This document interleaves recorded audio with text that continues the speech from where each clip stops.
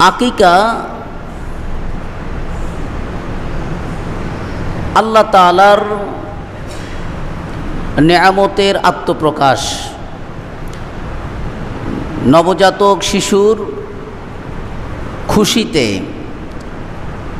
শিশুর পরিবর্তে তার স্থলাভিষিক্ত হিসাবে আল্লাহ তাআলার সন্তুষ্টির জন্য একটি পশু জবাহ করা, এটার নাম হলো আকিকা। আল্লাহ তাআলা আপনাকে একটি সন্তান দান করেছেন, এটা কি বড় একটা নিয়ামত না? নিয়ামত। আল্লাহ তাআলা তিনি বলেন, ওয়া আম্মা বিনি'মাতি রব্বিকা ফাহাদ্দিস। আমার নবীকে বলেন, আপনার প্রতিপালকের নিয়ামতের বহির্প্রকাশ, আত্মপ্রকাশ, ফাহাদ্দিস বর্ণনা করেন। আল্লাহ আমাকে নিয়ামত দান করেছেন, সন্তান দান করেছেন। এই সন্তান আপনার জন্য একটি পরীক্ষা। এই সন্তান আপনার জন্য কিয়ামতের ময়দানে সুপারিশ করবে, সুপারিশ। আকিকার মাধ্যমে প্রতিটি সন্তান আকিকার সাথে বন্ধক থাকে। কি থাকে বলেন তো? প্রতিটি সন্তান আকিকার সাথে বন্ধক থাকে। কিয়ামতের ময়দানে আপনার পক্ষে আপনার সন্তান সাক্ষী দেবে, ইনি ছিলেন আমার পিতা। সুবহানাল্লাহ বিহামদি। বন্ধক কাকে বলে?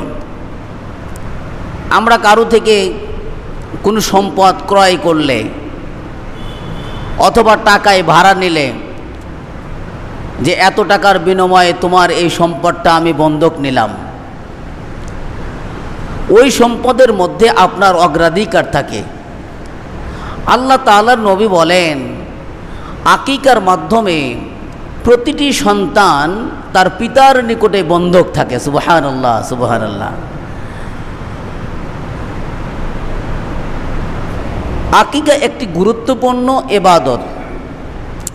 এটা ওয়াজিব নয়, এটা একটি সুন্নাত আমল, সুন্নাতে মুআক্কাদা। আবার কেউ কেউ বলেছেন এটা একটি মুস্তাহাব আমল। সুবহানাল্লাহ বলেন। আকিকা এমন একটি ইবাদত, আল্লাহ তাআলা আকিকার মাধ্যমে সন্তানকে মুক্তিপণ করেন। সুবহানাল্লাহ। যেভাবে ইসমাঈল আলাইহিস সালাতু ওয়াস সালামকে একটি পশুর মাধ্যমে মুক্তি দিয়েছিলেন, অনুরূপভাবে আকিকার মাধ্যমে সন্তানের বালা মুসিবত, বিপদ আপদ আল্লাহ তাআলা আকিকার মাধ্যমে কাটিয়ে দেন। এই জন্য প্রতিটি সন্তানের পক্ষ থেকে পিতার উপর আকিকা করা এটা একটি উত্তম আমল। আপনার যদি আল্লাহ তাআলা সক্ষমতা দান করেন, সামর্থ্যবান আপনি, তাহলে আপনার সন্তানের পক্ষ থেকে আপনি একটা আকিকা করবেন। আকিকার সময়সীমা, আকিকা প্রথম নাম্বার সময় হলো জন্মের প্রথম সপ্তাহে আকিকা করা উত্তম। কি বললাম? বাচ্চা জন্মগ্রহণ করেছে, এই বাচ্চাটা জন্মের এক সপ্তাহের মধ্যেই বাচ্চার পক্ষ থেকে একটি পশু জবাহ করা, আল্লাহ তাআলার কৃতজ্ঞতা আদায় করা, আল্লাহ তাআলার শুকরিয়া আদায় করা। এক সপ্তাহের মধ্যে আপনার সক্ষমতা নেই, পারতা নাই, নবী বলেন সে যেন 14 দিনে করে। 14 দিনেও পারতা নাই, সে যেন 21 দিনের মধ্যে করে। 21 দিনেও পারতা নেই। নবী করিম সাল্লাল্লাহু আলাইহি ওয়াসাল্লাম 21 দিন পর্যন্ত উল্লেখ করেছেন। 21 দিনের মধ্যেও পারতা নাই। ফকিহে কেরাম, ওলামায়ে কেরাম তারা বলেন জীবনে বেঁচে থাকা অবস্থায় তার যদি সক্ষম হয় তাহলে যেন আকিকা করে নেয়। তাহলে জীবনে বেঁচে থাকা অবস্থায় নিজের আকিকা নিজেও করা যাবে। নবী করিম সাল্লাল্লাহু আলাইহি ওয়াসাল্লাম তিনি নিজের আকিকা নিজেই করেছেন, যদিও বা এই মতটা দুর্বল, তারপরেও অনেক ওলামায়ে কেরাম এই মতের উপর ঐক্যমত হয়েছেন। নবী করিম সাল্লাল্লাহু আলাইহি ওয়াসাল্লাম নিজের আকিকা নবুয়তের পরে, নিজের আকিকা নবুয়তের পরে তিনি নিজেই করেছেন। সুবহানাল্লাহি বিহামদিহি। আকিকার আমলটা নবী করিম সাল্লাল্লাহু আলাইহি ওয়াসাল্লাম গুরুত্বের সাথে করেছেন। হাসান হুসাইন তার সম্মানের, তার স্নেহের নাতি, তার দুইজনের আকিকা হুজুর সাল্লাল্লাহু আলাইহি ওয়াসাল্লাম দুইটি শিংওয়ালা খাসি দিয়া, ছাগল দিয়া তিনি আকিকা করেছেন। তাহলে নবী তার নাতির আকিকা নবী করেছেন। এই জন্য আকিকার গুরুত্বটা আল্লাহ রসুল সাল্লাল্লাহু আলাইহি ওয়াসাল্লাম দিয়েছেন। বাচ্চার আকিকার 1 সপ্তাহের মধ্যেই বাচ্চার মাথার চুলকে হলক করে দেওয়া, এটা কিন্তু পিতার উপর একটি কর্তব্য দায়িত্ব। আমরা অনেক পিতা সন্তানের হক বুঝি না, বিধায় সন্তান আমাদের হক বোঝে না, তাই না? পিতার হক তো সন্তানের উপর আগে শুরু হয়, সন্তানের উপর পিতার হক আগে শুরু হয়। এই জন্য পিতার উচিত, আপনার যদি সক্ষমতা থাকে, সন্তানের পক্ষ থেকে আকিকা করে নেবেন। 7 দিনের মধ্যে তার মাথার চুলকে হলক করে দিবেন, ন্যাড়া করে দিয়ে সেই চুলের ওজন করে সাদাকা করে দিবেন। সমপরিমাণ স্বর্ণ অথবা রূপ্য এই সমপরিমাণ মূল্য সাদকা করে দিবেন। এটা বাচ্চার উপর হক, বাচ্চা আপনার উপর হক রাখে। এরপরে নবী করিম সাল্লাল্লাহু আলাইহি ওয়াসাল্লাম বলেছেন, বাচ্চার নাম রাখতে তোমরা তাড়াহুড়া করো না, 1 সপ্তাহের মধ্যে বাচ্চার নাম রাখা। ওই উসাম্মা, আমরা আকিকা করব 1 সপ্তাহের মধ্যে, পারতা থাকলে 1 সপ্তাহ, না পারতা থাকলে 14 দিন, তারপরে না পারতা থাকলে 21 দিন, তারপরে যদি না পারতা থাকে, জীবনে যদি সক্ষম হন তখন করবেন। কিন্তু মৃত ব্যক্তির আকিকা করা যায় না। বলেন বলেন, মৃত ব্যক্তির আকিকা করা যায় না। আকিকার পশু কেমন হবে? আকিকার পশু ছেলে হলে 2টা ছাগল। কয়টি ছাগল? 2টা।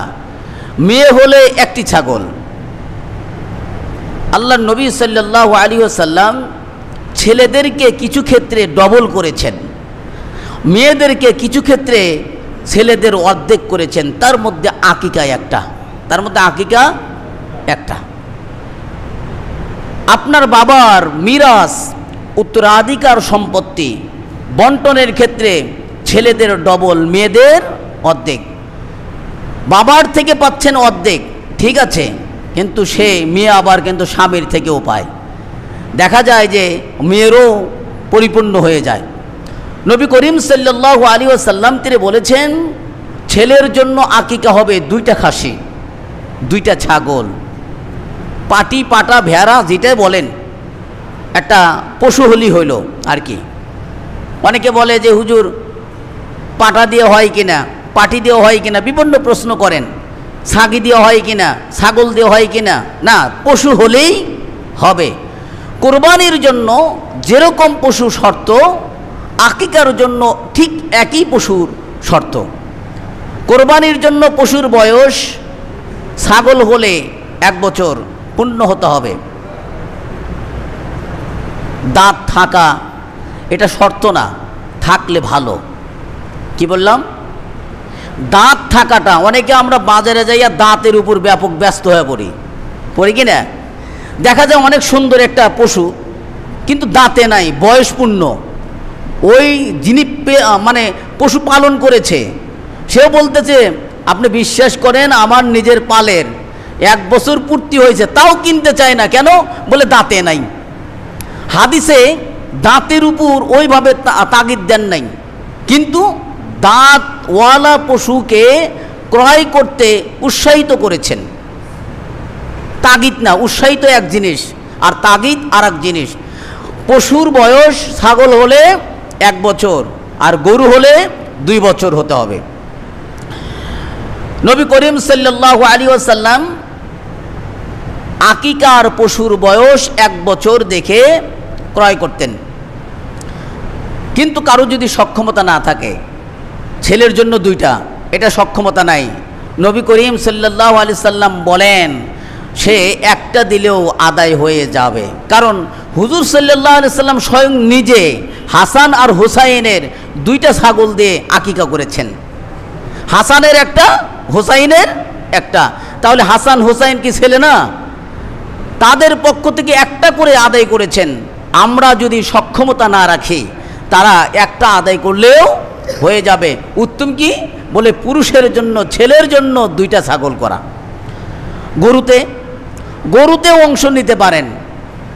একটা গরুতে 7 অংশ, একটা গরুতে 7 অংশ, 7টা ছাগল সমান একটা গরু। তাহলে গরুতে 7টা অংশ আপনি হিসাব করে নিয়ে নেবেন। 3টা ছেলে হলে 1টা মেয়ে, সমান 7 ভাগ হয়ে গেছে, হয়েছে না? এভাবে গরুতেও আপনি আকিকা করতে পারেন। নবী করিম সাল্লাল্লাহু আলাইহি ওয়াসাল্লাম এই আকিকা করতে উদ্বুদ্ধ করেছেন, উৎসাহিত করেছেন। কেন? আকিকার মাধ্যমে আল্লাহ তাআলার কৃতজ্ঞতা প্রকাশ হয়। সুবহানাল্লাহ। আল্লাহ আপনাকে বড় একটা নিয়ামত দান করেছেন, সন্তান দান করেছেন। এই সন্তানের নিয়ামত প্রকাশের জন্য আকিকার পশু জবাইয়ের মাধ্যমে আল্লাহ তাআলার কৃতজ্ঞতা প্রকাশ করতে হয়। এই পদ্ধতি শিখিয়ে দিয়েছেন আল্লাহ তাআলা। কোনো বিষয়ে খুশি হলে 2 রকমভাবে পদ্ধতিতে আল্লাহ তাআলার শুকরিয়া আদায় করা যায়। একটা হলো নামাজ, একটা হলো কি, আর একটা হলো নাহার, কুরবানি। যদিও এই আয়াতটা ফাসাল্লি লিরাব্বিকা ওয়ানহার, সূরা কাউসারের 2 নম্বর আয়াত, যদিও বা আকিকার জন্য না, কিন্তু ফুকাহে কেরামগণ তারা বলেন এটা যেহেতু অন্নাহার, আল্লাহ তাআলার কৃতজ্ঞতা প্রকাশের একটা মাধ্যম, সুতরাং আকিকাটাও হবে আল্লাহ তাআলার কৃতজ্ঞতার মাধ্যম। সুবহানাল্লাহ। আকিকা আর কোরবানির মধ্যে পার্থক্য হলো, কোরবানি নির্দিষ্ট সময়ে করতে হয়, নির্দিষ্ট জিলহজ্জের 10, 11, 12 তারিখ ছাড়া কোরবানি শুদ্ধ হবে না। আর আকিকা যে কোনো সময়, যে কোনো অবস্থায় আকিকা করা যায়। বাচ্চা জন্মগ্রহণের 7 দিনের মধ্যে করা উত্তম, 14 দিনে করা উত্তম, 21 দিনে করা উত্তম, সক্ষমতা যখন হয় জীবনে একবার করা উত্তম। যদি না পারেন তাতে গুনাহ হবে না। তাহলে আকিকা যদি না করতে পারেন গুনাহ হয় না, করাটা কি উত্তম। করলে কি হবে বলে, এই সন্তান আপনার জন্য সুপারিশ করবে কিয়ামতের ময়দানে, পিতার পক্ষে সুপারিশ করবে আকিকার কারণে। আল্লাহ নবী সাল্লাল্লাহু আলাইহি ওয়াসাল্লাম তিনি বলেছেন, প্রত্যেকটি শিশুর আকিকা রয়েছে, আকিকার মাধ্যমে তোমরা প্রত্যেকটি শিশুকে বন্ধক রাখো, আপনার জিম্মাদারিত্বে নিয়ে নেন, এটা আমার সন্তান। আকিকার মাধ্যমে সন্তানের পরিচয় লাভ করা হয়, সমাজের মধ্যে পরিচিতি ঘটানো হয়। আকিকা অন্যতম একটি ইবাদত, আকিকার কারণে শয়তানের প্রভাব তার উপর বিস্তার করবে না। সুবহানাল্লাহ বলেন, এটা অন্যতম একটা ফায়দা। আকিকা করার দ্বারা শয়তান আপনার সন্তানকে অনিষ্ট করতে পারবে না, ক্ষতি করতে পারবে না। এই জন্য নবী করিম সাল্লাল্লাহু আলাইহি ওয়াসাল্লাম আকিকার ব্যবস্থা করেছেন। প্রত্যেকটি সন্তানের উপর শয়তানের প্রভাব বিস্তার করে। সন্তান যখন জন্মগ্রহণ করে, প্রতিটি সন্তান, তখন শয়তান ওই সন্তানের কাছে উপস্থিত হয়, আর সে ওই সন্তানের উপর প্রভাব বিস্তার করে। আর আকিকা যখন করে, ওই সন্তানের অনিষ্ট ওই শয়তান করতে পারে না। এই জন্য নবী করিম সাল্লাল্লাহু আলাইহি ওয়াসাল্লাম উদ্বুদ্ধ করেছেন, তোমরা তোমাদের সন্তানদের আকিকার মাধ্যমে শয়তানের অনিষ্ট থেকে তাদেরকে হেফাজত করো, রক্ষা করো। আকিকার মাধ্যমে সন্তানের কষ্টকে দূর করা হয়। আল্লাহ তাআলার নবী বলেছেন, আকিকা করো, তোমার সন্তানের রোগ ব্যাধি বালা মুসিবত দূর হয়ে যাবে। সুবহানাল্লাহ। আপনি যে টাকা দিয়ে ওষুধ কিনবেন ওই টাকা দিয়ে আপনি আকিকা করেন, বিশ্বাস করেন নবীর কথা সত্য। নবী বলেছেন আকিকার মাধ্যমে সন্তানের বালা মুসিবত দূর হয়। যে সন্তানের আকিকা করা হয় ওই সন্তানের অসুখ ব্যাধি কম হয়। নবী করিম সাল্লাল্লাহু আলাইহি সাল্লামের ওয়াদা আছে এখানে। এই জন্য আকিকা আমরা অত্যাধিক গুরুত্বের সাথে করব। আকিকা মাধ্যমে সমাজের মধ্যে বন্ধন সৃষ্টি হয়। কি হয় বলেন? আকিকার গোশত আপনি সামাজিকভাবে বন্টন করতেছেন, এতে সম্প্রীতি বন্ধন সৃষ্টি হয়ে যায়। আকিকা একটি অন্যতম গুরুত্বপূর্ণ ফজিলতপূর্ণ ইবাদত। আকিকার গোশত কোরবানির গোশতের মতন সেম বন্টন করা যায়। আকিকা আর কোরবানি একসাথে করা যায়। আমি কেন আজকে আকিকার আলোচনা করলাম? যে কোরবানির সাথে প্রায় সামঞ্জস্য সাদৃশ্যপূর্ণ এই আকিকা। এই জন্য আকিকার আলোচনাটা সংক্ষিপ্ত হলেও করার চেষ্টা করছি আর কি। নবী করিম সাল্লাল্লাহু আলাইহি ওয়াসাল্লাম তার একটি খাস এটা আমল ছিল, আকিকার আমল। কোনো ব্যক্তি যদি একটি সুন্নাত জীবিত করলো, একটি সুন্নাত জীবিত করলো, নবী বলেন যে আমার একটি সুন্নাত জীবিত করলো সে আমার সাথে জান্নাতে থাকবে। সুবহানাল্লাহ। সে আমাকে মহব্বত করলো। আর এইটা আকিকা হলো বিলুপ্ত হয়ে যাওয়ার মতন একটি সুন্নাত। এই সমাজে আকিকার গুরুত্ব কম, কিন্তু মানুষ মরে গেলে খাওয়ার গুরুত্ব খুব বেশি। যেটা ছিল না জায়েজ, যেটা উচিত ছিল না, মানুষ মরে যাওয়া, তামদারি খিলানো, চল্লেশা খিলানো, চালসা খিলানো, হপ্তা খিলানো, এগুলো হিন্দুয়ানি প্রথা রেওয়াজ। এইটা তো ইসলামে সাবমিট করে নাই। যেটা সাবমিট করেছে সেটা ছিল আকিকা। আমরা আকিকাকে বিলুপ্ত করেছি, হিন্দুয়ানি প্রথাকে চালু করেছি। চালসা খিলায় কারা জানেন? হিন্দুরা। চালসা খিলায় হিন্দুরা। হিন্দুয়ানি প্রথা আল্লাহর নবী সাল্লাল্লাহু আলাইহি ওয়াসাল্লাম কেমন করেছেন? কোনো ব্যক্তি যদি মারা যাইতো, নবী করিম সাল্লাল্লাহু আলাইহি ওয়াসাল্লাম তার প্রতিবেশীদেরকে আহ্বান করতেন সেই বাড়ি যেন চুলা না জ্বলে, সেই বাড়িতে তোমরা খাবার পৌঁছে দাও। যে বাড়ি মানুষ মারা যাইতো সেই বাড়ির দুঃখ কষ্টকে ভাগ করে নেওয়ার জন্য সেই বাড়িতে চুলা জ্বালাতে আল্লাহর নবী সাল্লাল্লাহু আলাইহি ওয়াসাল্লাম ওই দিন নিষেধ করেছেন যে ওই দিন তোমরা ওদেরকে চুলা জ্বালাতে দিও না, তাদেরকে চুলা জ্বালাতে দিও না, তোমরা প্রতিবেশী তোমরা সেখানে খাবার নিয়ে যাও। কিন্তু আমরা কি করি? উল্টা, ওই বাড়িতে ধুমধারাক্কার সাথে গরু জবাই করে আমরা মৃত বাড়িতে অনুষ্ঠান করে খাই। এটা আসলে বৈধ ছিল না। তবে জেনে রাখেন, মৃত ব্যক্তির পক্ষ থেকে দান সাদকা কেউ যদি করে সেই দান সাদকার সওয়াব মৃত ব্যক্তি পায়। কোনো দিন নির্দিষ্ট করে নয়, অনির্দিষ্টভাবে সওয়াবের আশায় ওয়াতইমুত তাআম, মানুষকে খাবার খেলানো সর্বোত্তম ইবাদত। আপনি সেই হিসাবে মৃত ব্যক্তির জন্য আপনি যখন সুযোগ পান তখন খেলাবেন। কোনো দোষের বলেন, কোনো দোষের না। আমরা সেটাকে চালু করছি। আর যেইটা ছিল সুন্নাহ, যেইটা ছিল বরকতি, যেটার মাধ্যমে আপনার সন্তান বরকতের দোয়া পায়, সেই আকিকাকে আমরা বিলুপ্ত করে ফেলেছি, সেই আকিকাকে আমরা হারিয়ে ফেলেছি। সেই আকিকার সুন্নাতকে আপনি পুনরুজ্জীবিত করেন। আমার নবী বলেন যে আমার একটি সুন্নাতকে জীবিত করলো সে আমার সাথে থাকবে জান্নাতে। সুবহানাল্লাহি বিহামদিহি। সম্মানিত উপস্থিতি, শুধু নবী করিম সাল্লাল্লাহু আলাইহি ওয়াসাল্লাম আকিকার গোশত ভাগাবাটি করে বলেছেন, ভাগাভাগি করো, তাহাদু তাহাব্বু। এটা একটা ঈমানের অংশ। আপনার প্রতিবেশীকে আকিকার গোশত খিলাবেন। এই আকিকার গোশত আপনি যদি নিজেই খান, সবগুলো খাইতে পারেন, মাকরু খাইতে পারেন, কি ওই কোরবানি গরুর মতন, কোরবানির গোশতের মতন। তবে সবটুকুই খাওয়া মাকরু। কিছু অংশ গরিব মিসকিন অসহায় আত্মীয় স্বজন তাদেরকে দিয়ে দেন, উত্তম। আকিকার গোশত কোরবানির গোশত একই রকমভাবে বন্টন করা যায়। সুতরাং আকিকা অনেক গুরুত্বপূর্ণ ইবাদত। আকিকার মাধ্যমে আমার সন্তানের বালা মুসিবত আল্লাহ তাআলা দূর করে দিবেন। এই আকিকার সুন্নাতটা আমরা চালু করতে চাই। আপনার সন্তানের কল্যাণ যদি আপনি চান, এটা একটা হক, এটাও একটা হক। আপনি জোর গলায় বলতে পারবেন আমি আমার সন্তানের হক আদায় করেছি। এটা একটা হক না? নাম রাখা, আকিকা করা, এটা সন্তানের হক। সন্তানের হক আপনি আগে আদায় করেন, দেখবেন সন্তান আপনার হক আদায় করেছে। নবী করিম সাল্লাল্লাহু আলাইহি ওয়াসাল্লাম আকিকার বিষয়ে ব্যাপক উদ্বুদ্ধ করেছেন, উৎসাহিত করেছেন।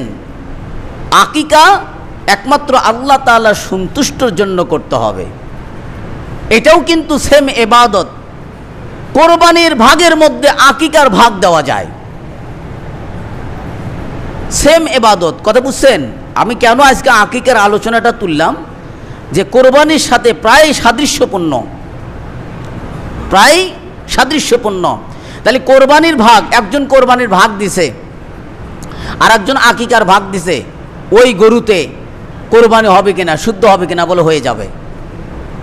কারণ কোরবানির গোস্তর বন্টন যেভাবে বন্টন করতে হয়, আকিকার গোস্ত ঠিক সেম একইভাবে বন্টন করতে হয়।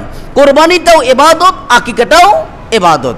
ইবাদত হওয়ার কারণে আল্লাহ তাআলা উভয়টাকে কবুল করবেন, কোনো সমস্যা নেই। তা আকিকা আমরা করব, যার সক্ষমতা আছে আমরা আকিকা করব, সন্তানের আকিকা করে দেব।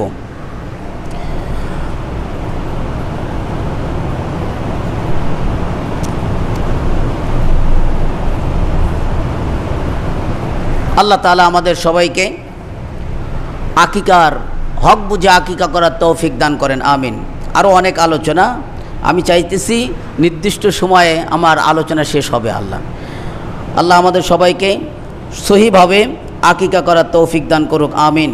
এবং প্রত্যেকটি পিতা মাতা তারা যেন তার সন্তানের দায়িত্ব সঠিকভাবে পালন করতে পারে, তার তৌফিক দান করেন, আমিন।